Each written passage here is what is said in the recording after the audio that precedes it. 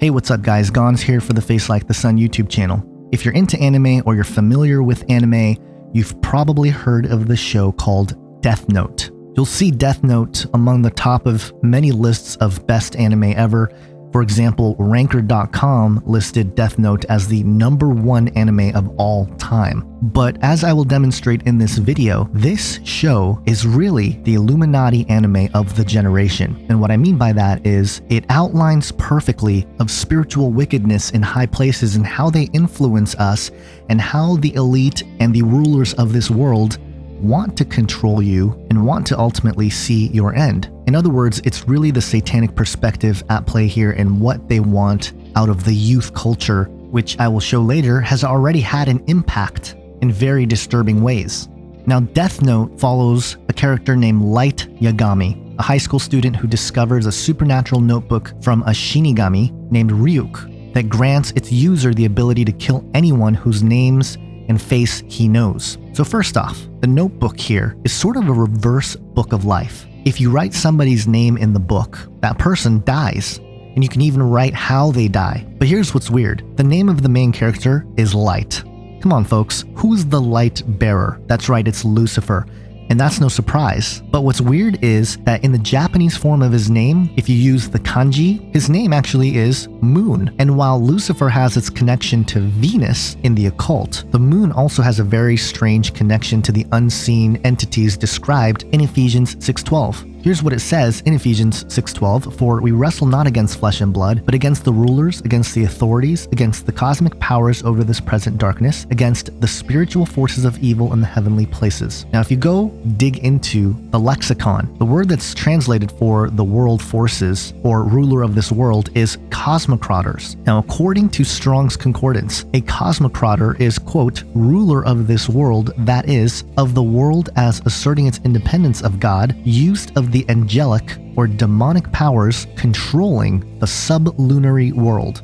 The sublunary world is the world under the moon. Sublunary, right? So it's really interesting that the kanji for Light Yagami is moon, but they call him Light. And I don't think this is by accident. I believe there is a very strong connection to Lucifer with this character, and it'll become more obvious as we go forward. The other thing to point out about this character is that there's a little bit of homoeroticism in the show.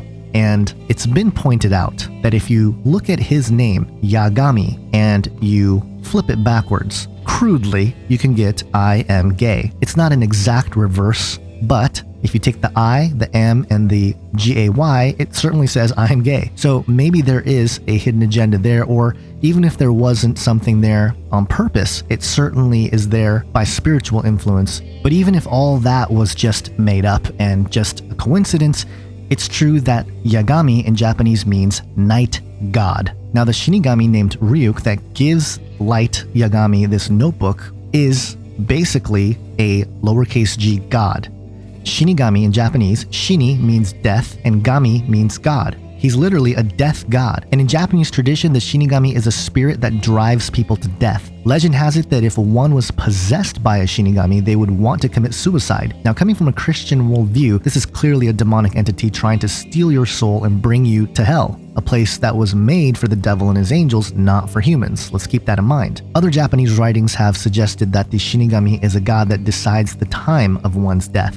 And in other parts of Japanese culture, the Yama, who is called the king of the underworld, as well as the Japanese traditional Oni demon, are both considered to be Shinigami, or death gods. Now, some researchers and academics have suggested that these death gods are different from the Western gods of death. But this is a little bit hard to believe, as I think the Bible itself talks explicitly about death as an entity. We have in 1 Corinthians 15:55 where it talks about Christ's victory over death and our victory over death as a result of it. It says, "O death, where is your victory? O death, where is your sting?" Furthermore, in the book of Revelation, several times death is referred to as an entity. In Revelation 6:8, it says, "And I looked, and behold, a pale horse, and its rider's name was Death, and Hades followed him." Revelation 20 verse 13 says, "And the sea gave up the dead who were in it. Death and Hades gave up the dead who were in them, and they were judged, each one of them according to what they had done." So death and Hades each get judged. And then the next verse, Revelation 20 verse 14, "Then death and Hades were thrown into the lake of fire. This is the second death." a lake of fire. So again, the Bible speaks of death as an entity, and the connection here to the Shinigami is pretty obvious in my opinion. Now, the series centers around Light Yagami's attempt to create and rule a world cleansed of evil as God using this powerful notebook. And these themes are repeated and are on display in a pretty obvious fashion as you watch the show.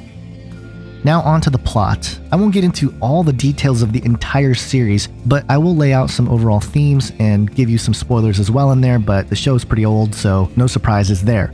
Now, Light Yagami is a genius high school student who discovers the Death Note, a notebook that kills anyone whose name is written in it. After experimenting with the notebook, which results in murders of criminals, Light meets the Shinigami named Ryuk, the death god, who was the notebook's original owner. Now, he dropped the notebook into the human world out of boredom. And it's interesting because the world in which Ryuk resides seems to be a depiction of the underworld. The dark, deserted atmosphere that's displayed there clearly represents a dark spiritual dimension. In fact, some of the music or background music that plays while they show this other dimension or other world is what the Catholics call the Kyrie Eleison, or Lord Have Mercy, which to me reminds me of the fallen angels or watchers that we read about in the book of Enoch, who basically, after committing an abominable sin, asked the Lord for mercy, but the Lord said no, and they were thrown into Tartarus. Now, as Light becomes more aware of the power he possesses over life and death with his notebook, he becomes ambitious about becoming the ruler of a new world. This is how he describes it, a new world, and becoming the ruler of it as God. Free from criminals, living himself as a god amongst men, where only the people that Light Yagami deems morally fit can remain alive. Does it sound familiar? If you've studied up on the Antichrist figure, the mark of the beast, the image of the beast, this would sound very familiar. Now, Light Yagami eventually becomes known to the public as Kira, which is basically a poor Japanese pronunciation of the word killer. Now, the public doesn't know who Light Yagami is, they just know that there's somebody, a killer, a Kira out there, who is killing criminals, almost like a vigilante thing. Kira's killings of criminals eventually catches the attention of Interpol and the world-famous detective known as L. Now, while the character's name is represented with the letter L, let's remember what the Hebrew word for God is, El. Again, I don't think this is on accident. The writers of this show knows some stuff and decided that El would be a great name for this other character. Now, the drama that surrounds El and Light, and then later Misa, who also had her notebook given by another Shinigami named Rem, becomes more and more intense, wrapped up in deception upon deception. And I won't get into all the details of the drama, but Light Yagami is basically the king of manipulation, and as the series goes on, there's a part where he loses control of the notebook, but later gets it back and continues to kill, all the while being part of the team trying to discover the killer. And L, who was one of the smartest characters in the show, was on to Light. He knew that Light was the guy, but he just couldn't figure out how to pin him down. Or at least that's what some people believe. Eventually, L is killed after Light Yagami manipulates the Shinigami named Rem. Now afterward, Light becomes the second L, pursuing the search for the killer, all while being the killer himself. Now this is again a mockery almost of Jesus Christ. Not only is Jesus known as the second Adam, but the mere fact that Light, the Lucifer light-bearer character, defeats El, God, and becomes the second El, I think represents the very fabric of what Lucifer wants to do. And we read about this in Isaiah 14, where he talks about ascending above the throne of God, making himself like the Most High. In fact, one of the things the Antichrist says he will do is found in 2 Thessalonians 2:4, where he will oppose and exalt himself against every so-called God or object of worship, so that he takes his seat in the temple of God, proclaiming himself to be God. That's exactly what Light Yagami was shooting for. And in the end, when the jig is up, the Shinigami that we first encountered, named Ryuk, kills Light Yagami after realizing he can no longer be useful or entertaining to him. Now again, that's just an overview of the plot. Very brief, very quick. I know there's lots of things in there that I missed, and if you're a Death Note fan, you're probably screaming in your seat because I missed all these biblical references, and I'll touch on some of those in a moment here. But I hope you're starting to see how this show has the threads of the Antichrist spirit all over it, and why it's become so popular with young people and why I think it is the Illuminati anime of the generation. Now, these themes here are very powerful. In the end, the one who walks away alive in this show is the Shinigami, Ryuk. The implications are that humanity to the Shinigami, this death god, was just folly, toys to entertain them, and that's partly why the Death Note was even brought into this world. Since Ryuk, at the beginning of the show, says that he dropped the notebook because he was bored. But in the end, what this depicts is that the fallen angel wins, and the human, even the one as ambitious as Light Yagami, smart, wanting to eliminate crime, wanting to create a peaceful world, wanting to become God, is futile. And coming from a biblical worldview, I can't help but see the parallels between how this story plays out and what's prophesied to be administered by Satan and the Antichrist, who's basically his human or maybe extra human puppet. Because we know that the Antichrist will be a tool for Satan, perhaps even for his amusement, because Satan knows that his time is short and that his destination is hell. But the manipulation of a man through the gift of power, supernatural power, through a relic or maybe even technology sounds eerily similar to the world we live in today, where we've speculated and talked about the many powers that are being harnessed by man and perhaps being given instruction by fallen spiritual entities. And while we don't necessarily have a specific notebook that kills someone whose names are written in it, we know that Satan has offered this sort of authority and power over the world if they would only submit to him. And we read that in Matthew 4, verses 8 through 10, where it talks about the devil taking Jesus to a high mountain and showing him the kingdoms of the world and all their glory. And Satan said to Jesus, "All these I will give to you if you fall down and worship me." Now Jesus says, "Begone, Satan, for it is written, you shall worship the Lord your God, and him only you shall serve."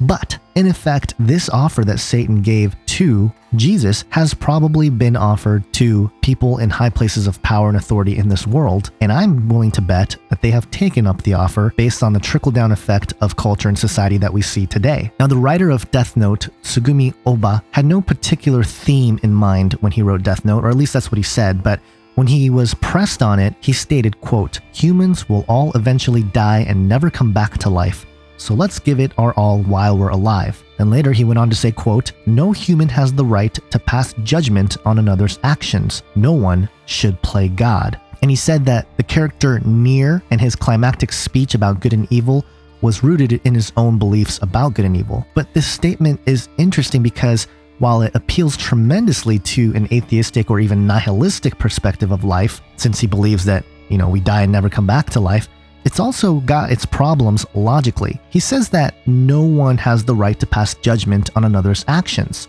No one should play God, which on the surface sounds accurate, but if you pay close attention, it's a contradiction.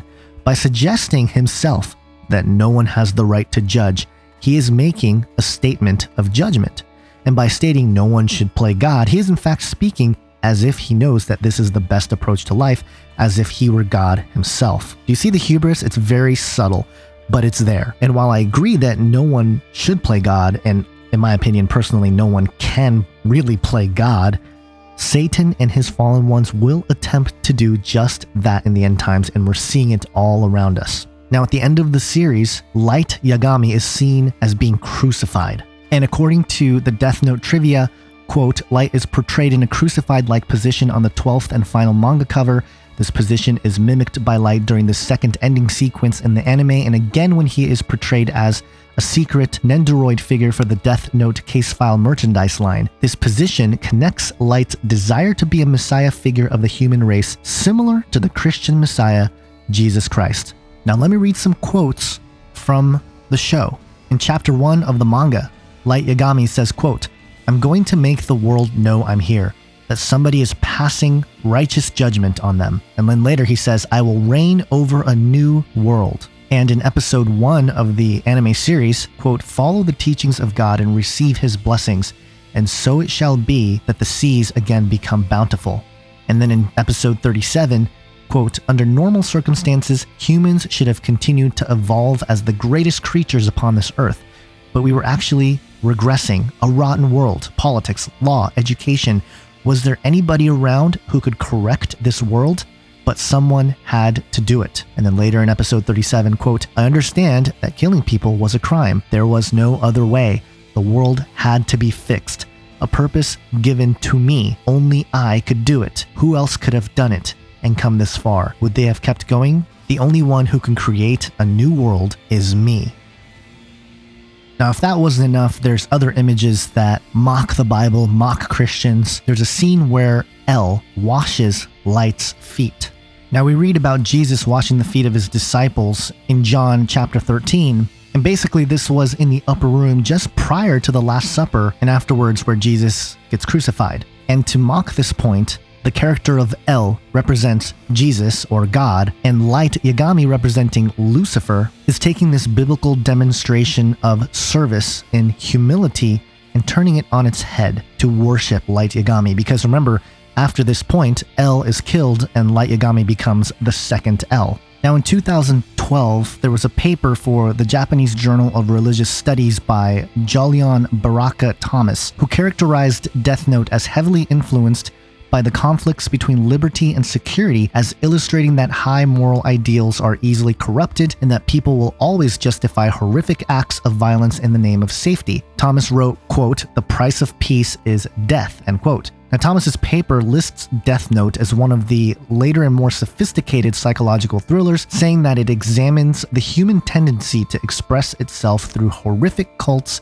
and describes the negative effects of those cults on the members, on their families, and on society. And through the moral relativity that characterizes the story throughout, the readers and watchers of the series are reminded that their own ideas of good and evil might not differ so much from the extremist cult members. And so this anime has reached the homes of millions of people all around the world. And the message here is very nihilistic. It's ultimately hopeless. And it's no surprise that this show has the imagery that is full of dark references to demons, the underworld, and Lucifer himself, with the main character being named Light. And this nihilistic message of hopelessness is enhanced with basically the message that Aleister Crowley of the OTO said, "Do as thou wilt shall be the whole of the law." And in fact, the impact that this show has had in culture is significant. In 2007, Death Note was banned in Beijing, and in 2009, the Chinese Ministry of Culture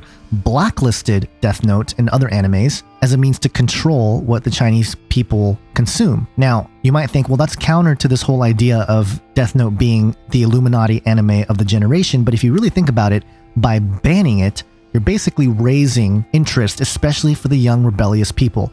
And I think this is on purpose. By blacklisting it, by banning it, it's only raising the popularity of the show. Now, in 2007, there was a murder case in Belgium where the murderer left a note that said, quote, "Watashi wa kira desu," which means "I am the killer" in Japanese, a clear reference to the show Death Note. And in 2010, 4 men were arrested for this murder. In 2008, a middle school student was suspended for having his own Death Note notebook, which included George W. Bush, the president at the time. And in 2010, another middle school student was found with his own Death Note, which included kids from his class and Justin Bieber, which I don't necessarily blame him for. In 2009, an 8-year-old Australian boy had his own Death Note along with a battle plan for where to place bombs in his school. Now, keep in mind, this kid was 8 years old, and influenced by Death Note, he was planning to place bombs in his school. Think about that. Spiritually, where's that coming from? In 2008, 2 6th graders were arrested for having their own